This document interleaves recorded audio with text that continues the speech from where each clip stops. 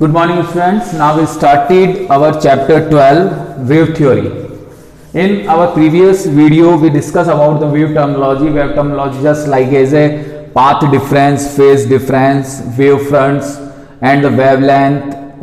So many topics which are related to the waves we studied in our previous video. Now we started the next topic, coherent sources. What is the coherent sources? So firstly we discuss about the coherent mean the phase difference does not changes with respect to time, which is called the coherent. यानी किन्हीं भी two waves हैं, two waves के बीच का अगर phase difference time के respect में change नहीं हो रहा है, then these sources are coherent sources. So simply when we define the coherent sources, then we say that those sources from which waves emitted have zero phase difference. क्या कहेंगे हम कि the phase difference between two waves is zero. तो zero phase difference का मतलब क्या हो गया? एक तरह से देखा जाए तो सेम फेज. तो यहां पर हम ये कहते हैं कि the sources which have the same, which are in same phase और which have the zero phase difference, it is called the coherent sources. या फिर the phase does not change with time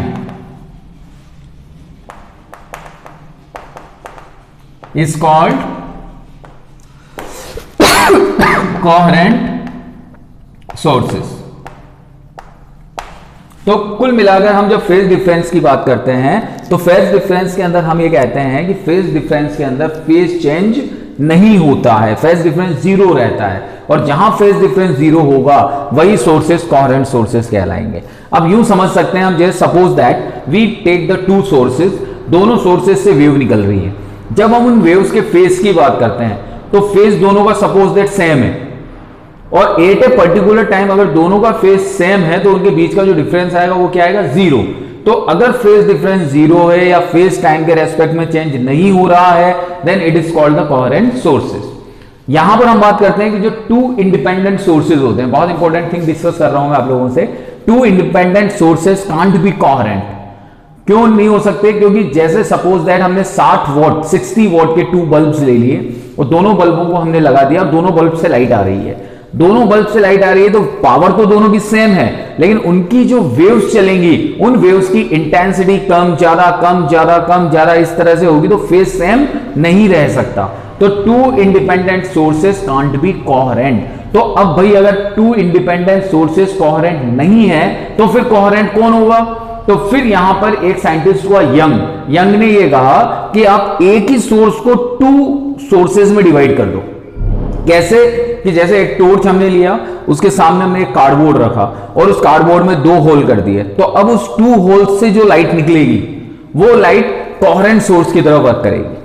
यानी वो लाइट ऐसी कह सकते हैं हम एक्सपीरियंस्ड होगी कि जैसे वो टू कोहेरेंट सोर्सेस से आ रही है. तो एक सोर्स के आप टू कोहेरेंट सोर्सेस बना सकते हैं, but two independent sources can't be coherent. तो हम यही कहते हैं, एक बार डिक्टेट करते हैं हम इसको, कि two independent sources can't be coherent. For this Young's gives its double slit experiment. He split one source into two independent sources which is coherent. Okay, अब जैसे एक क्वेश्चन बनता है कि two exactly similar bulb given will interference produce between them.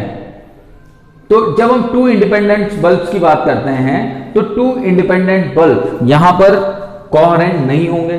Coherent नहीं होंगे तो उनके बीच में कुछ ना कुछ फेज डिफरेंस आएगा. फेज डिफरेंस आएगा तो टाइम के रेस्पेक्ट में चेंज भी होगा, तो वहां पर कोई स्टेबल इंटरफेरेंस क्रिएट नहीं होगा. तो हम क्या कहते हैं यहां पर कि टू इंडिपेंडेंट सोर्सेस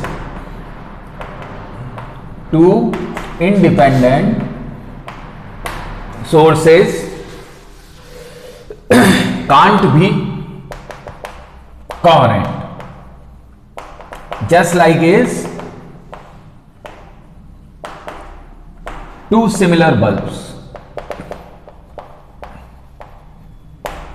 ओके, तो जो टू सिमिलर बल्ब्स हैं वो कभी भी कोहेरेंट नहीं हो सकते. क्यों? क्योंकि उनका जो फेज डिफरेंस है, फेज डिफरेंस चेंजेस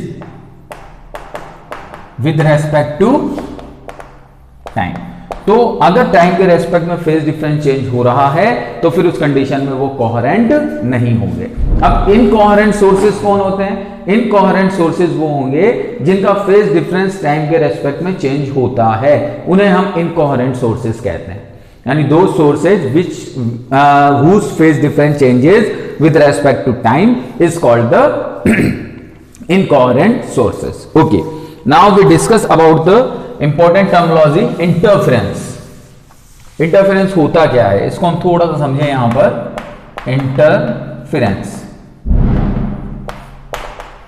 इंटरफेरेंस की हम अगर बात करें यहां पर, तो हम यहां पर कहते हैं कि सपोज दैट ये एक्स वाई एक्सिस है और इस एक्स वाई एक्सिस में एक वेव ट्रैवल कर रही है, एक वेव प्रोपेगेट कर रही है इस तरह से, and the another wave propagate just in the same direction.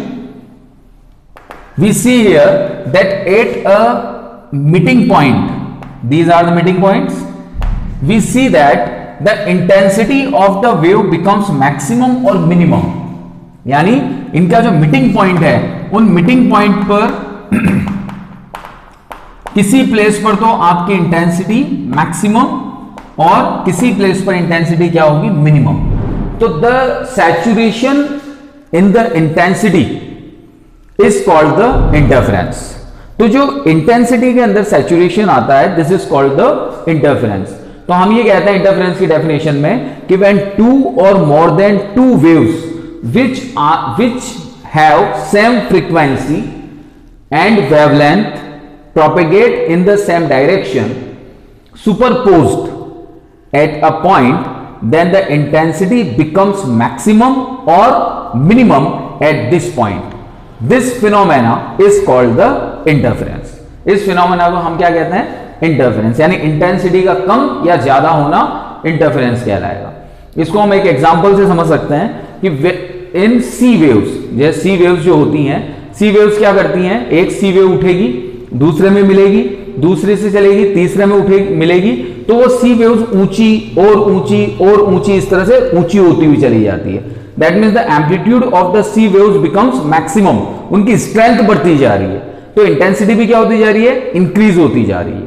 तो यहां पर हमने क्या कहा कि जब टू और मोर देन टू वेव्स मिलती हैं तो उस कंडीशन में उनका जो सुपरपोजिशन पॉइंट है, जहां पर वो एक दूसरे के साथ में मीट कर रही हैं, मिल रही हैं, उस पॉइंट पर इंटेंसिटी का मैक्सिमम होना या फिर मिनिमम होना, it is called the interference. और इसी मैक्सिमम और मिनिमम के बेस पर हम इंटरफेरेंस को टू टाइप्स में डिवाइड करते हैं। तो we divided the interference in two types. देखिएगा, we divide the interference in two types. First one is the constructive interference.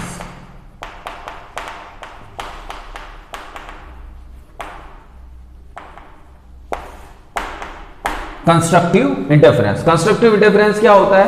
Constructive interference के लिए हम कहते हैं कि when two waves superposed in same phase, क्या कहेंगे? When two waves superposed in same phase is called the constructive interference. और जब वो सेम फेज में सुपरपोज्ड होंगी तो इंटेंसिटी बिकम्स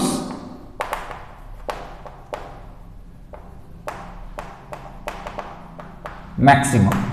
इस कंडीशन में इंटेंसिटी क्या होगी? मैक्सिमम। तो इस इंटरफेरेंस को हम कहते हैं कंस्ट्रक्टिव इंटरफेरेंस। यानी जहां पर सेम फेज में वेव सुपरपोज्ड होती हैं उस जगह पर इंटेंसिटी का मैक्सिमम होना आपका कंस्ट्रक्टिव इंटरफेरेंस कहलाता है। तो कंस्ट्रक्टिव इंटरफेरेंस कैसे? जैसे फॉर एग्जांपल दिस वेव, इसका एम्पलीट्यूड हमने माना A1, ये दूसरी वेव के साथ सुपरपोज्ड हुई, वो भी सेम फेज में है, इसका एम्पलीट्यूड हमने माना A2, और जब ये सुपरपोज्ड होती हैं तो फिर इनका एम्पलीट्यूड और ज्यादा बढ़ेगा, और ज्यादा बढ़ा तो एम्पलीट्यूड कितना हो गया यहां पर? A1 plus A2। तो this is called the constructive interference. Okay, now second is the destructive interference. तो सेकंड पॉइंट है आपका destructive interference.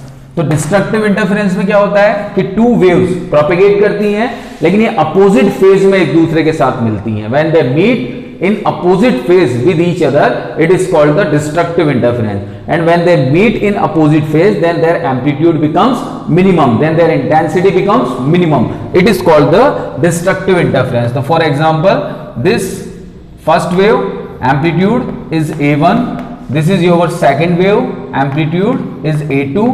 Both are meeting in opposite phases, then the amplitude becomes very low and it is A1 minus A2. तो this is called the destructive interference.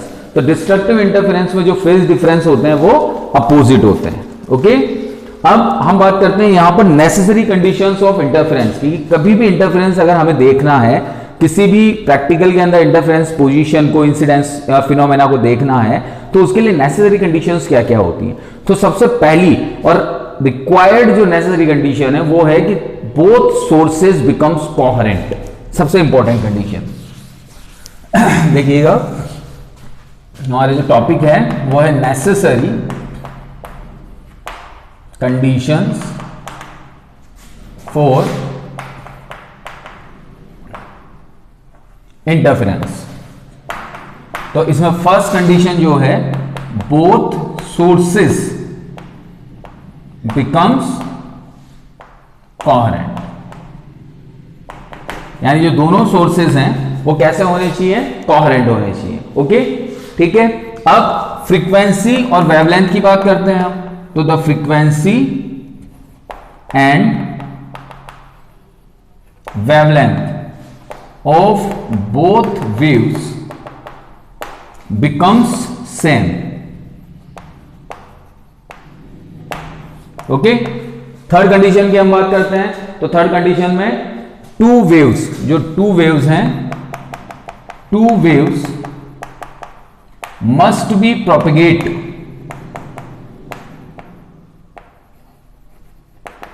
In same direction. तो इनमें जो दोनों waves होंगी वो same direction में move करेंगी। Okay, amplitude की अगर हम बात करते हैं तो एम्पलीट्यूड समझते हैं क्या होता है। एम्पलीट्यूड होता है मीन डिस्प्लेसमेंट। जो कोई वेव है उसका मीन डिस्प्लेसमेंट कितना है, मैक्सिमम डिस्प्लेसमेंट कितना है, it is called the amplitude. तो मैक्सिमम डिस्प्लेसमेंट को हम यहां पर एम्पलीट्यूड से डिफाइन करते हैं। तो यहां पर जब हम बात करते हैं एम्पलीट्यूड की, तो दोनों वेव्स के जो एम्पलीट्यूड हैं, amplitude of both waves becomes equal. तो दोनों वेव्स के जो एम्पलीट्यूड हैं वो क्या होते हैं, इक्वल होंगे। इसी तरह से पाथ डिफरेंस की अगर बात करें तो पाथ डिफरेंस दोनों वेव्स के बीच का ज्यादा नहीं होना चाहिए, क्योंकि इंटरफेरेंस के लिए रिक्वायर्ड क्या है कि दोनों वेव्स आपस में सुपरपोज्ड होनी चाहिए। If the path difference is more तो दोनों मिलेगी ही नहीं, बिकॉज दोनों के अगर बीच का ही पाथ डिफरेंस ज्यादा है, एक पहले निकल गई एक बाद में जा रही है, तो फिर उनका मिलना इम्पॉसिबल है। और जब तक टू वेव्स एक दूसरे से सुपरपोज्ड नहीं होंगी तब तक इंटरफेरेंस नहीं होगा। तो ये 5 कंडीशंस हैं, 5 नेसेसरी कंडीशंस हैं जो इंटरफेरेंस के लिए रिक्वायर्ड हैं। ओके।